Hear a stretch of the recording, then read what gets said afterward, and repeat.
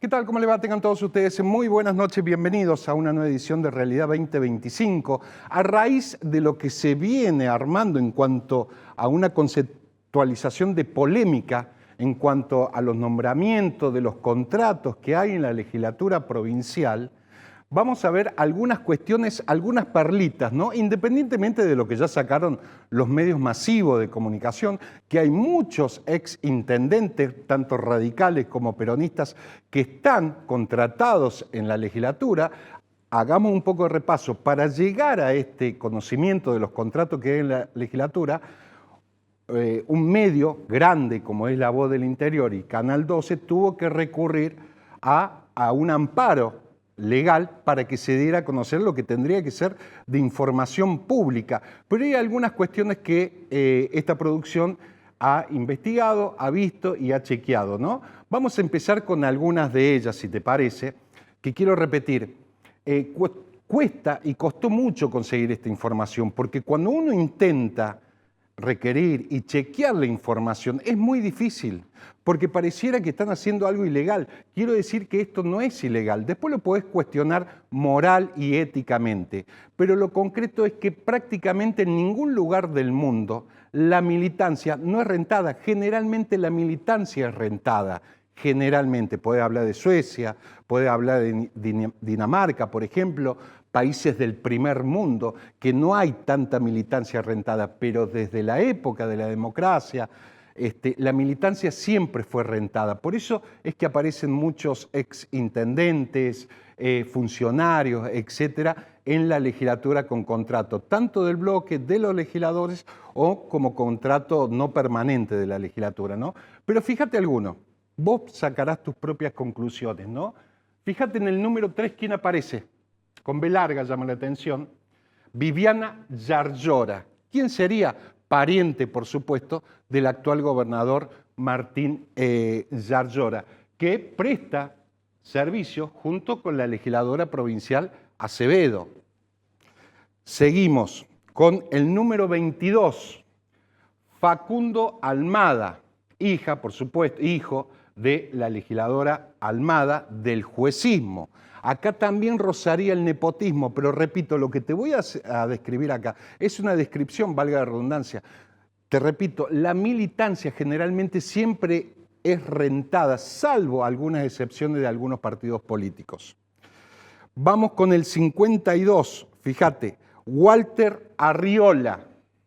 El 52, no, vamos más para arriba, director, es el otro que aparece en 52, vamos en el 52, más, pasemos, seguimos para arriba, más, todo, claro, todo, más, vamos viendo algunos, sigo, 52, a ver si es en esta, no, sigo, está prácticamente al fondo, porque hay dos listas, ¿no? Una que pertenece a los legisladores y otra que es a los contratos no permanentes, que está mucho más abajo. Seguimos. Bueno, ahí empezamos. En el 52, nos quedamos acá, ¿sí? 52. Arriola Walter. ¿Quién era Arriola o quién es Arriola Walter? Hay que recordar que era radical en su momento, después fue exsecretario de gobierno del anterior gobierno de Giacomino. Hoy está con un contrato no permanente en la legislatura de Córdoba. Ese es el 52. Ahora pasamos al 56. Fíjate lo dúctil que es la política acá. Arzani, Nicolás, hijo del exintendente de Malvinas Argentina radical, Daniel Arzani. Daniel Arzani fue secretario general de la Municipalidad de Córdoba durante la gestión de Ramón Javier Mestre. Pero con un dato político, fíjate, acá está nombrado el hijo, que es Nicolás Arzani, que es hijo de Daniel Arzani, el radical, exintendente de Malvinas Argentina. ¿Dónde está el padre hoy? Siendo uno de los principales asesores de la diputada nacional por Córdoba, presidente del MIT, Ponce, ¿no? Sí, Cecilia Ibáñez, perdón. Hoy es asesor de Cecilia Ibáñez. Ahora bajamos al 57, que sería Asensio Lucía. ¿Quién es? Es la hija de Alejandro Asensio, casado con Gabriela Medina Allende, el exdiputado provincial, hombre fuerte en su momento, que después fue condenado por la justicia, del angelosismo. Hoy también nombrada Lucía en la legislatura de Córdoba. De ahí vamos al 125, Laura Cáceres. Acá después podés cuestionar si es puro nepotismo o si verdaderamente la militancia tendría que ser rentada o no. Te decía, 125, Laura Cáceres, ¿sí? Laura Cáceres. ¿Quién es? Es la hija de Sandra Trigo. ¿Quién es Sandra Trigo? La actual concejal por la ciudad de Córdoba, presidenta provisoria del Consejo Deliberante. De ahí pasamos al 143. Fíjate qué caso, ¿no? Carrara, Gustavo Jorge, más conocido en la jerga de la política radical como el forajido. ¿Quién era? En su principio prácticamente se podría decir que se inmolaba por el ex gobernador Ramón Mestre. ¿Por qué? Porque fue el primer y único, porque tuvo un solo gobierno, Ramón Mestre, a nivel provincial, secretario de Deporte de la provincia. Después terminó con ese istmo y hoy también aparece con un contrato en la legislatura. También fue legislador provincial, antes muy mestrista y hoy de Loredo, aparentemente porque aparece con un contrato ahí. Vamos al 149. 149, Castaño Candela. ¿Quién es? Es la hija del actual intendente de Estación Juárez Selma. El actual intendente de Estación Juárez Selma era el ex secretario de gobierno de la actual vicegobernadora Miriam Prunoto. Independientemente que todo esto te parezca un rompecabezas, pero lo concreto es que aquí estás hablando de rosca política, de pagos mediante contrato a través de la militancia, etc. De ahí podríamos pasar a otro apellido que llama la atención, no lo podemos confirmar, porque te repito, imagínate que un medio tan grande como La Voz del Interior o Canal 12 tuvo que recurrir a una cuestión de amparo judicial para dar esta información. Esta producción humildemente trató de chequear y es muy difícil, ¿no? El 262, Rocío Foli. 262, Rocío Foli.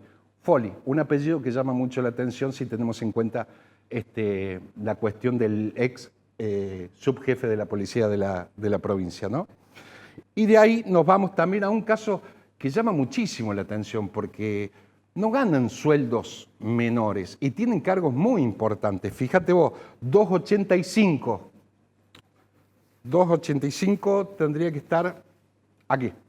Muy bien lo hace el director. 284. Galopo Máximo. ¿Hijo de quién? Del actual defensor del pueblo de la provincia, de Carlos Galopo, ¿sí? Que hoy sería una especie de a cargo de la Defensoría del Pueblo porque Mario de Cara tuvo que dejar y ahí hicieron un entrevero político para que quede. Pero hace falta que el defensor del pueblo de la provincia de Córdoba meta al hijo ahí. ¿Bajo qué contexto? ¿Es militancia radical? ¿No es militancia radical? ¿El defensor del pueblo no tendría que tener voz imparcial en estas cuestiones, pero teniendo al hijo en la legislatura? ¿De qué lado está? Se supone que representa a los vecinos, ¿no? Pero, sin embargo, tiene al hijo ahí. Y después el último, hemos pasado a alguno, porque si tuviéramos que pasar mucho, la verdad que o todo lo que sabemos o lo que va apareciendo, la verdad que los tiempos televisivos no alcanzarían, ¿no? Y el último es, fíjate vos, 622, que es Sarramea Héctor. Sarramea, que aparece, Sarramea Héctor. ¿Quién era? Ex senador provincial en la época que existía la bicameral del angelosismo, de Angelos. Acá podés sacar varias conclusiones. Primero te hemos hecho una descripción, te hemos dicho que esto es legal, lo que estaba mal que la legislatura no lo diera, porque es información pública.